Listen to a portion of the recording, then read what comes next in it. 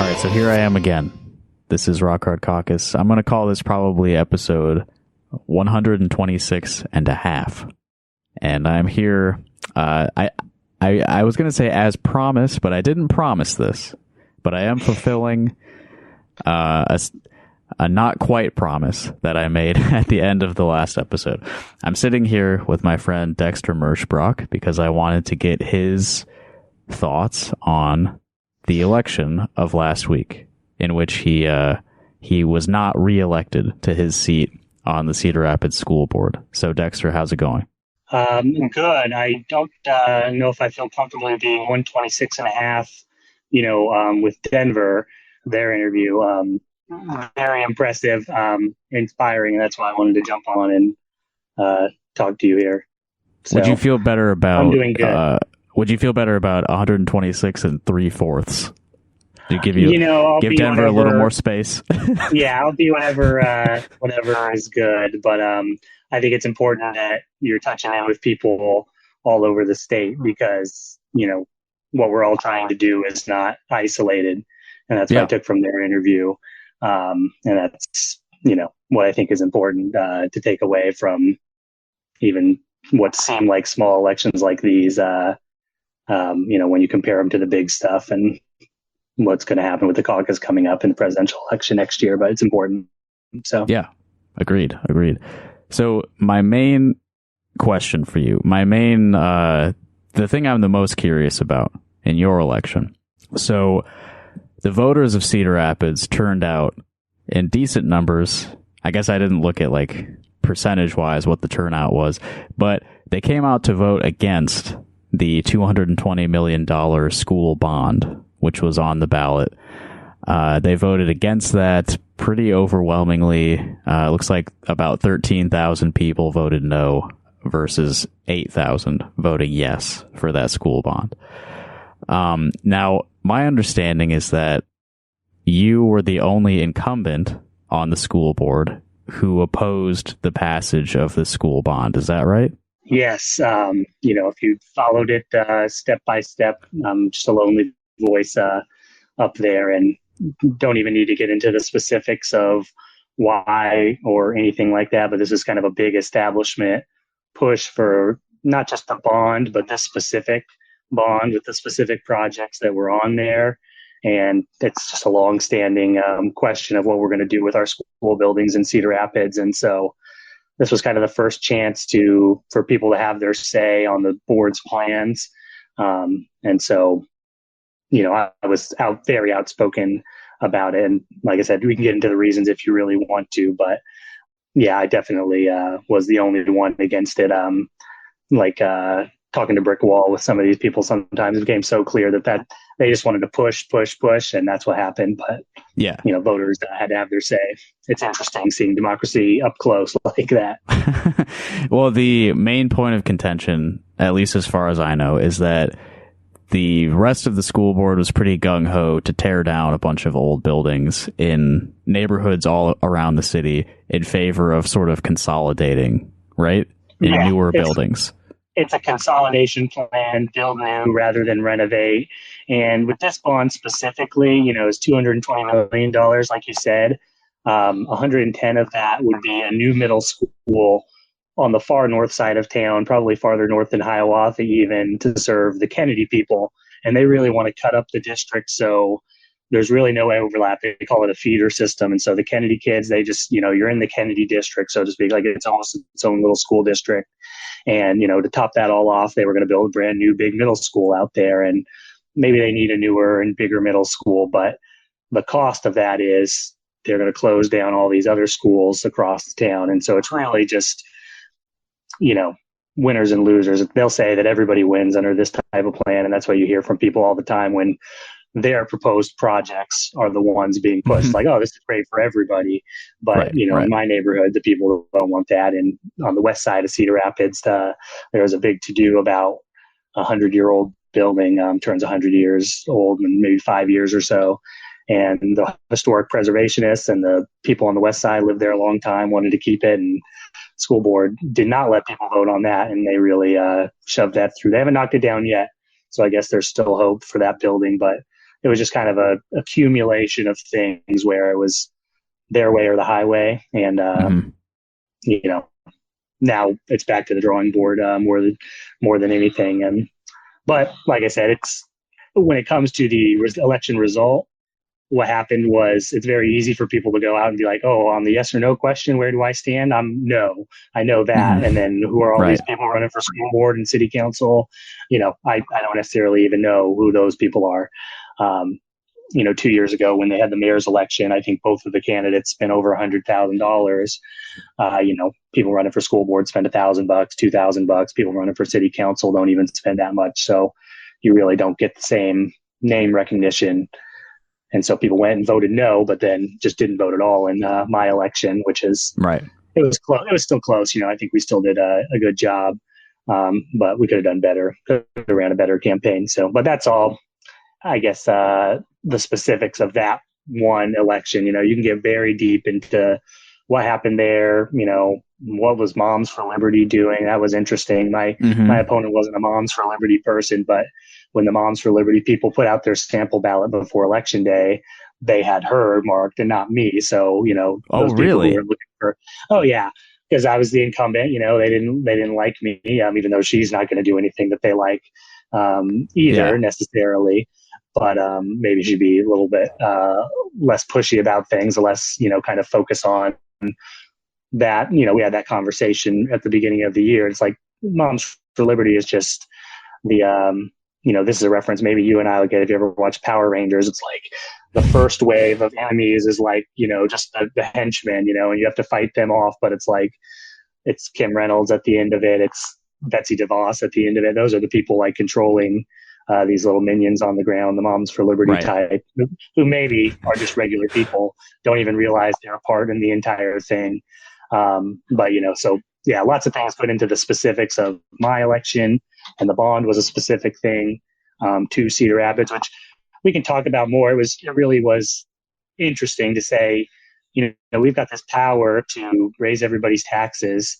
You know, it would be $10, $20 a month for most people, but at the end of the day, you can spend $200 million, $300 million by exercising that power. And so I'm not against spending the money. I just wanted a more progressive plan and one that didn't kind of disadvantage certain neighborhoods in order to advantage other ones.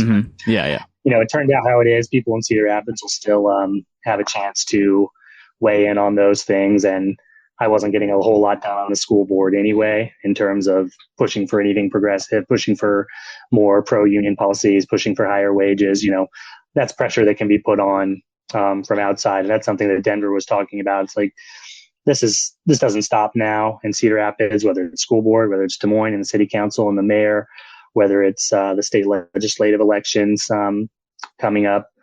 It's always going to be a fight on the electoral level, outside of politics. You know, it just keeps going. Yeah. And you're doing your part. You're you know, you're informing the people. So I'm trying, but it didn't work for you specifically. You know, that's one thing too. Denver was talking about getting new voters, and I tried a little bit. For the most part, I kind of played the normal campaign strategy, which is look who's voting and go after the likely voters. And likely voters in a municipal election are, the median age is probably 63 or something like that, at least in Cedar Rapids. And so, you know, it's a different electorate, different things going on. You talk about the wave of union activity in Cedar Rapids and across Iowa, across the country. That's being driven largely by young people who maybe don't realize the connection between that movement and their city council or the school board, even though these are all, you know, heavily in the union, you know, backed me in the race. But the turnout just got to be big enough where, like I said, those people in their 60s, you know, they've been fed anti-union propaganda their whole lives at this point. So anyway, that's just, again, more specifics on that. So yeah, it's just interesting that every incumbent retained their seat except for you, and the big the school bond issue was voted down overwhelmingly. And you attribute that mostly to like ignorance and apathy. It's just not even ignorance, and I mean ignorance in like the benign sense of the word, you know. I just mean they just don't know who the people are. Yeah, yeah. And so there Yeah. was the Gazette was doing some live coverage during the day, and I should have put two and two together when I saw this a couple times. I said, we've talked to several people who came out, voted no, didn't vote for a single candidate for city council, school board, anything like that. And you really think about the psychology of it. It's like I've politics poisoned the brain, so I know who all these people are. But if you're just a regular person and you know that there's a yes or no question, but that's all you know, it's like people are more honest, more dignified, more just kind of upstanding than most people give them credit for. So, they say, I don't know these people. I'm not going to vote just out of ignorance. Yeah. They know that they Yeah. don't Yeah. know. And so they, take that seriously, but they know that they don't want their taxes raised or they don't want these schools closed down. And it's really easy to pick between yes or no. So, yeah, Right. it was a really big turnout. I probably got four or 5,000 votes in 2019 when I ran. But with the bond on the ballot, I got over 8,000 votes, I think, this time and lost. And so that's what I'm seeing. Yeah, 8,000. Yeah, just a different electorate. But yeah, like you said, 13,000 voted against that. And so you give people something to vote for. And that's, I lost my election, but I will take kind of a victory lap on because I wasn't elected. I got elected in 2019. So it was Bernie campaign time. I was definitely talking about stuff like that, but I ran on these facilities issues, represent my neighborhood. And so I talked about this every step of the way, whether or not they were going to close schools, what these projects were, really pushed back all the way. And there was people, on the ground pushing back as well. And so whether or not people who live in Cedar Rapids are looking in from the outside have an opinion about whether or not it was the right thing, to vote for or against the bond, I can attest because Dubuque had a bond question as well, 150 million or something like that. And they lost too, but they got 59% and you need 60%. So they, got way closer. Yeah. Yeah. Waukee had a huge bond too. They got 70%. They love to, pour money into the schools in the suburbs. It's like why the suburbs exist, basically. And so, but in Cedar Rapids, with that constant drumbeat of look at this plan closer, don't just write a check to allow the people who control this process to do what they want, really look at it. I spent more of my time in my campaign talking about that than talking about other issues. I probably should have either focused on one or the other, just not talked about it or talked about, just union stuff or just Moms for Liberty stuff, book bans and stuff like that. But I kind of juggled them both and, holding that bond to 39% or whatever. It's like I said, people can have their opinion on it one way or the other, but I'll take my share of the victory on that just so I can claim some win on election night because I'm an old politics guy and you love to win when you're in politics, nothing better than getting the W up there. It's like a gambling addiction. Is it similar? Yeah, just like anything, just competition, it's like you got to win or lose. We'd much rather win than lose. So yeah, it tends to feel better. So what I wanted to talk about, it's just kind of, last time I came on, I gave you my big idea, quadruple the education budget. And, we're still pushing that. Campaign season's over. Legislature's about to ramp up. And I hope people are still... lest anyone think that you are against education spending. That's right. Remind everybody, quadruple the education budget. That's Dexter's Very platform. simple. We're quadrupling the education budget. We're opening schools year-round to provide services.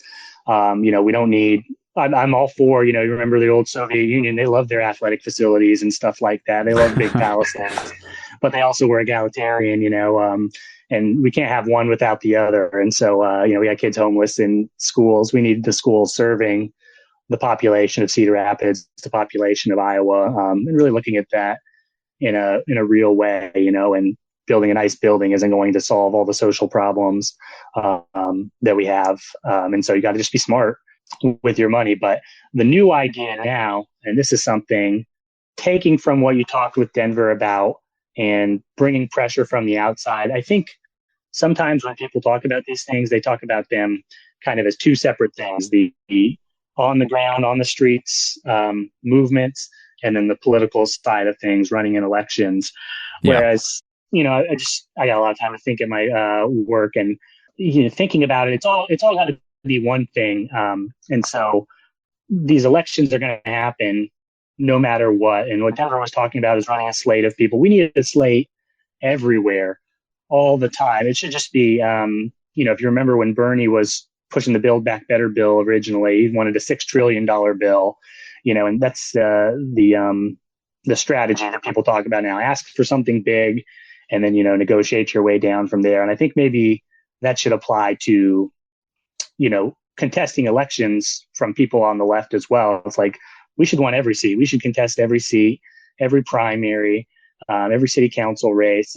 There's some races, I think she's a friend of the show, Molly Donahue, is running in a primary now up here for Lynn County supervisor. Right. And if you go from the state senate to the supervisors make $130,000 a year. And whoever wins that Democratic primary is going to have a pretty good chance of winning that. And that's the closest seat. It's held by a Republican right now. But these seats in Johnson County and Lynn County and Polk County, you've got places where you can run in primaries, you can run on a progressive platform.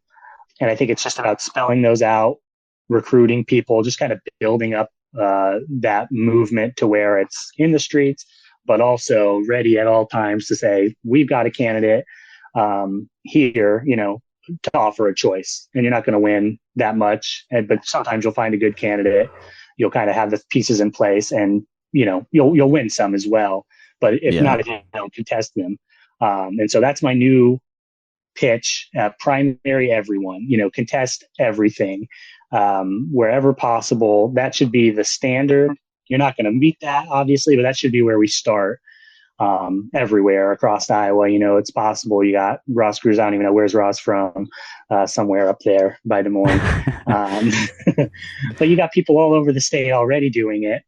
And like Denver talked about, it can be isolating. It could be, you can feel alienated, but you don't have to take it. That's what I think I've learned in my 4 years. Like, I let it weigh on me, all these things, but I could, if I had gotten another 4 years, I was ready to just say my piece at meetings, push for specific proposals, use whatever procedure tricks I could to try and make change, and then just let it roll off my back and say, hey, there's not someone else here doing worse than me in this seat. And that right.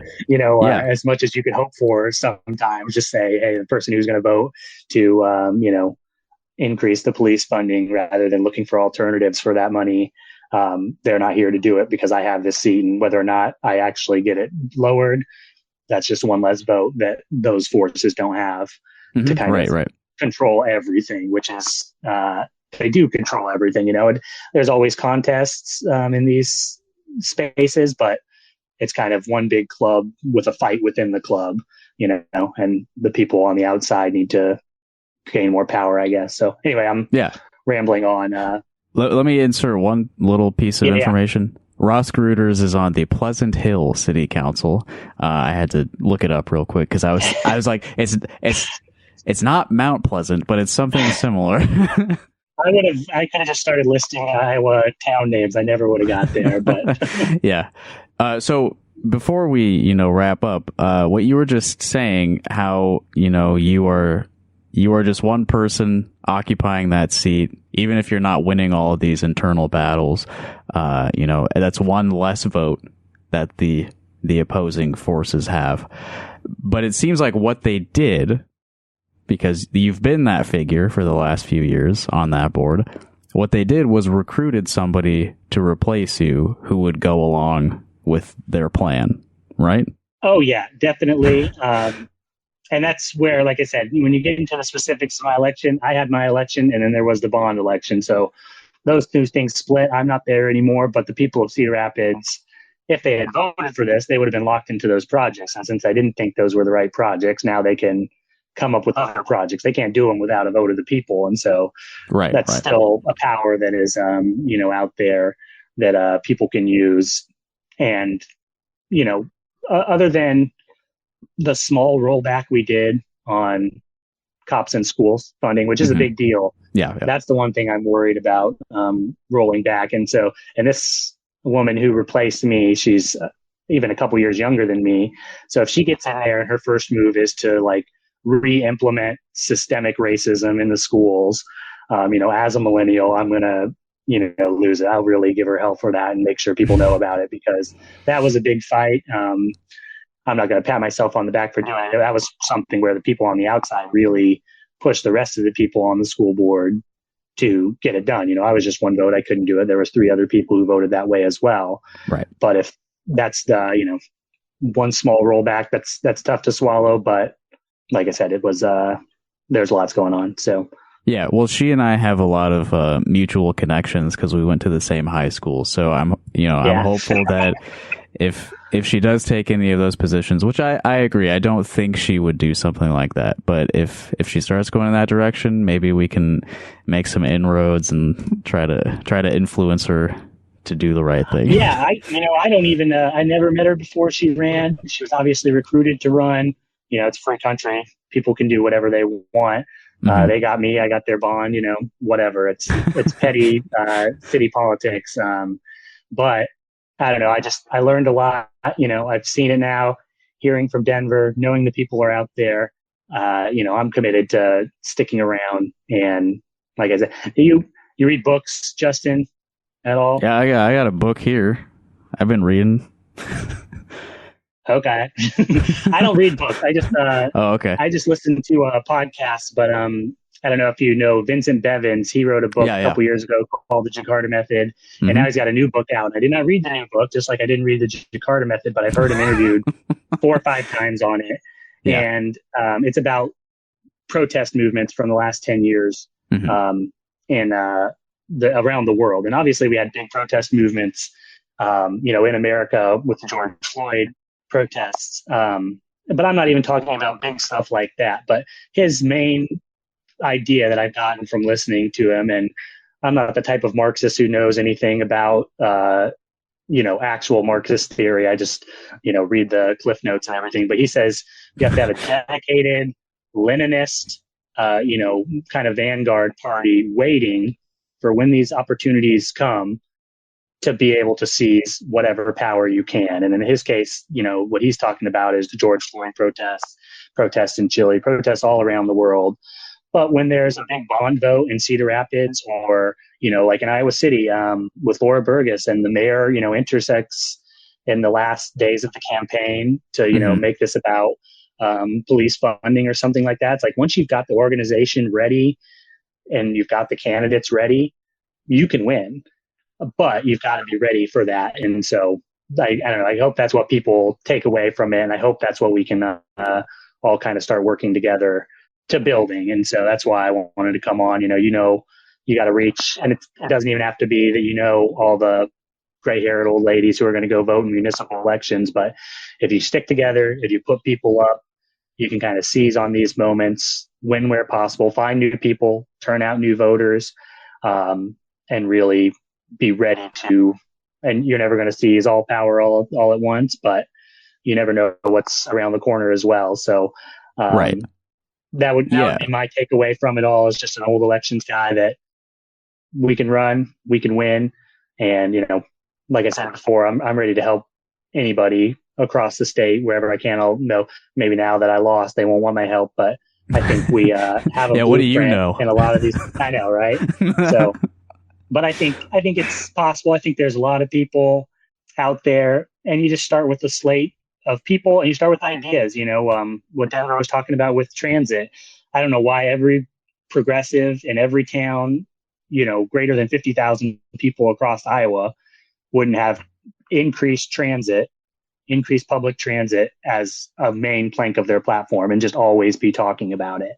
Yeah. And higher pay for teachers, whatever. There's all these things that people have a little bit of control over at the local level, or, running in primaries against, all these Democrats who have no power in the state legislature are going to go like waltz through their primaries uncontested to then go back and still have no power. So, down there in Johnson County, you got Adams Abner, it's like, I'm sure he's a nice guy, but we could probably push him left, and why not run someone against him if you've got someone willing to do it? And so, make these people justify the power that we hand to them, I guess. So yeah, even if it's somewhat impotent power, it's you got to build up.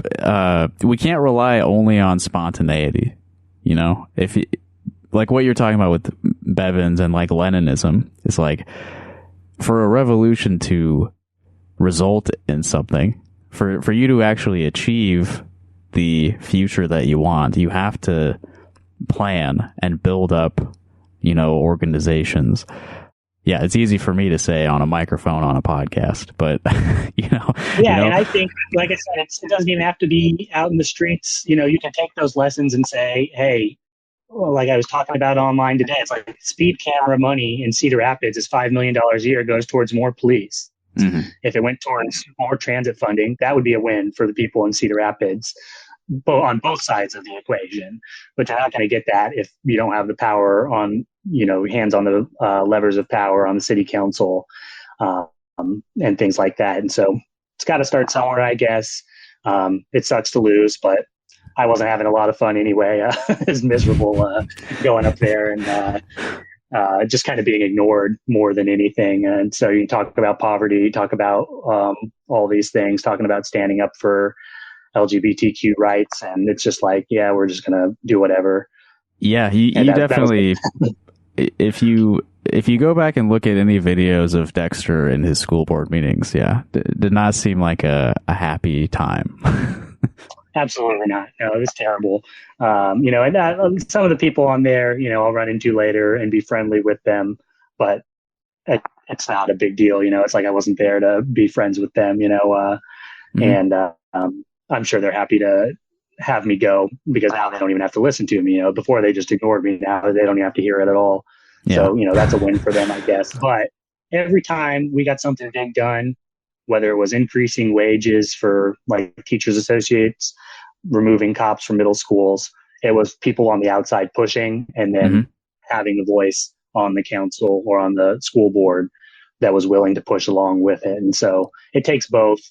There's people out there willing to work and who really care about these things. And it's hard to stay focused on municipal and local stuff right now with what's going on around the world. But, these are our lives. These are people's lives. Everybody's affected by these things. Yeah. Yeah. Resources are very limited. People are overworked. We're all getting increasingly desperate, but we should do what we can to support each other in these efforts to, craft society that works for everybody. I think we all agree on a lot of things that would be better. So we should try to help each other to make those things happen. Absolutely. And I think that's a good place for us to leave it. Just a hint of optimism, but not diluted, Oh yeah, no, it's elections are around the corner. Primary, who wants to run against Christina Bohannon in the primary? Hit me up, There's just enough time to get on that ballot, and you'll probably lose because she's got $250,000, but and she's a seasoned loser, so how could she not win the primary? Right. They love to win primaries, these Democrats, and then not have any plan to win the general election. So. Yeah. All right. Well, we'll leave it there. And, Dexter, you're welcome back anytime. We'll catch up later. Absolutely. If you need to know what's happening in the mail stream, we'll come do a review of flyers for Ron DeSantis and Nikki Haley sometime. I see them all. They're great, Yeah. So yeah, and I'm still, I would love to do a ride along if that's possible. I think Rod Blum came once and rode along with one of the guys, and really? It's like, we love, exactly. So big conservative guy I worked with, so he loved having the congressman out. So we'll see if we can set something up. So, all right, sweet. All right, see you later, man. Appreciate it. Thanks. Hey, it's me solo again, bringing this thing in for a landing. I hope you enjoyed that brief late night chat with Dexter Merschbrock. Always good to talk to him. Glad to get him back on the show again. Just want to, remind you, Rock Hard Caucus has a phone number you can call anytime, 319-849-8733.